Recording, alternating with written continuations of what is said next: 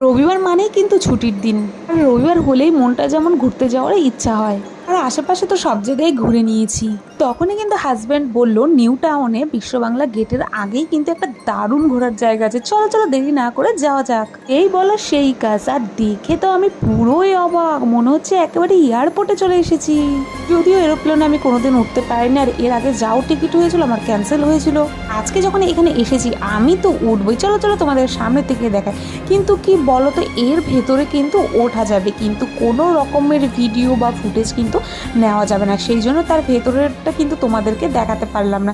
ওই বাইরের দিকেই যেটুকু তোমাদেরকে দেখালাম। চলো চলো এবার তোমাদেরকে বলি এটা কোথায়। এটা হচ্ছে নিউ টাউনে, এটার নাম হচ্ছে এয়ারক্রাফট মিউজিয়াম।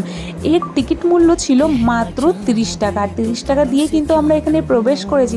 জায়গাটা কিন্তু দারুণ সুন্দর ছিল, কিন্তু আজকে যেহেতু ওয়েদারটা বৃষ্টি পড়ছিল সেই জন্য কিন্তু অত লোকজন হয়নি। কি দারুণ না জায়গাটা। তো চলো টাটা।